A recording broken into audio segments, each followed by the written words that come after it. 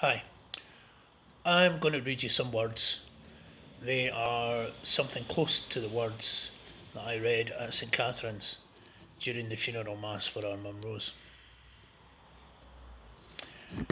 Rose is a classy dame.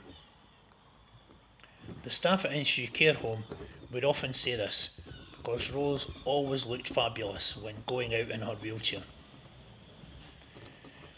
The care staff showed great kindness to Mum, and they just loved it that she showed great kindness in return. On behalf of everyone, I'd like to say the treatment Rose received in hospital was second to none, and the care she continued to receive at Inchview was outstanding. As our funeral congregation left the church last week, our shoebox collection raised £500.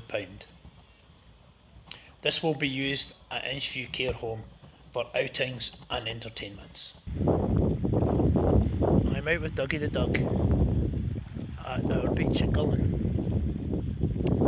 So, sad movies, Aunt Rose. In our family, expressions of sadness in reaction to a bereavement, or just in reaction to Hibs losing a goal in injury time, have often been communicated with the phrase sad movies. It was coined by our cousin Eric, so I have never said sad movies Martin or even sad movies Mum. We always say sad movies Aunt Rose. And I've chosen to mention Aunt Rose since Claire is very conscious that she left out Auntie when she posted a notice of Mum's passing. Sorry, cousins. Along with loving wife, mother, great-grandmother, etc., I could now add St Catherine's parishioner, cheerful and patient patient, and big issue customer. There are many more, including work colleague, but more of that in a minute or two. Now let's talk about love. Rose loved all of you. There were people in the church with us who she didn't know very well, and some that she'd never met. She loved all of you, and she still does. Bringing up her 4 children, Mum didn't say love very often, unless singing along to the Beatles or Joni Mitchell. She lived it. It informed everything she did for Claire, Martin, Louise and myself, and of course for her husband Eric. In 1950s Coatbridge, Rose had a Protestant boyfriend from another planet, Edinburgh.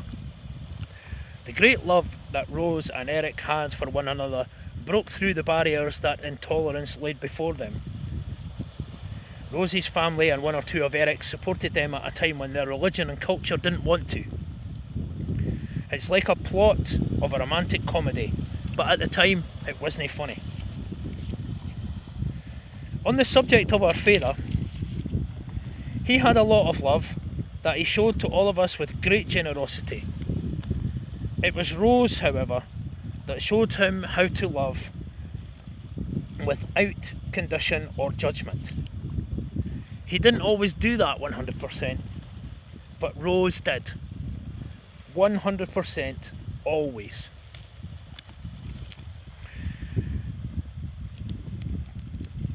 More than a few of us will have heard Rose say, "Don't throw out that shoebox." She held on to empty jars despite the fact that she last made jam in 1974. Mum wanted everyone to open gifts very carefully, to keep the paper for use at some unknown future date.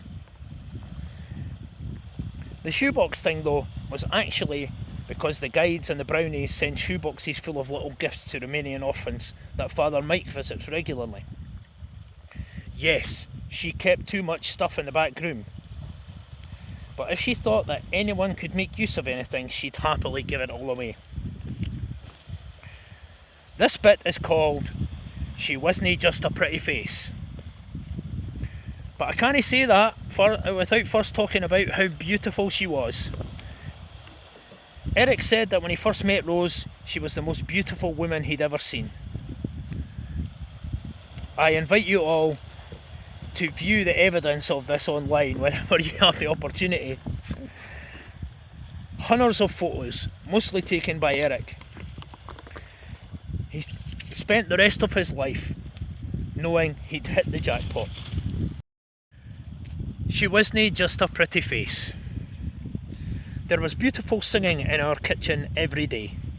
If the window was open, our nearest neighbour would open her window too to listen. Mrs. Tant lived in the flat above. The many sounds that came down from her flat were not beautiful.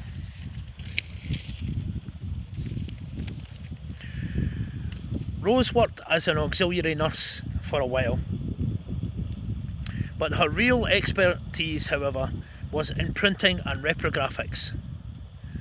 Rose worked for J&P Coates, Martin Blacks, and in Edinburgh for Bertram's. Now you might be thinking that reprographics means that she was in charge of the photocopier. Well, she probably was also in charge of the photocopier. But operating printing machines was a skill. In the years before she retired, Rose was working for Shepherd and Wedderburn solicitors on Charlotte Square, where her basement team produced bound legal documents. Rose was valued at Shepherd and Wedderburn and was asked to stay a little longer when it was time to retire. It was in St Catherine's Parish that Rose did the most, selflessly giving her time whenever she could to church fundraising efforts, to the Women's Guild, to the bereavement group, and for many years she visited old folk, disabled folk and poor folk as a member of the St Vincent de Paul. Many of you visited Rose in hospital, and we'd like to thank you all. I'd like to mention two people who visited Rose because of the profound effect her love and support had had on them. Before getting married, Rose handed over her job at Martin Black's to Isabel. There were months of training involved and they became good friends. Isabel remained so grateful to Rose that she came through from Airdrie to visit her at the infirmary. At the other end of Rose's married life, she discovered that she and Eric had a 46-year-old niece. They both immediately invited her properly into our family. 3 weeks ago, Alison drove from England as soon as she learned Rose might only be with us a few more days. Alison did this despite someone in her own family being seriously ill. To finish, I'd like to say, Rose and Eric had a happy retirement together. They continued to enjoy great times with all their children and grandchildren. Rose remained determined to squeeze every drop of enjoyment and happiness she could from her life, despite Eric being ill. And when Eric, the love of her life, died, she did take a bit of a dip health-wise, but her determination kicked in again. She visited Donegal again and returned to the places she used to go each summer as a child. From that childhood onwards, she lived the life she wanted to live. And with all that love in her heart, she lived it well.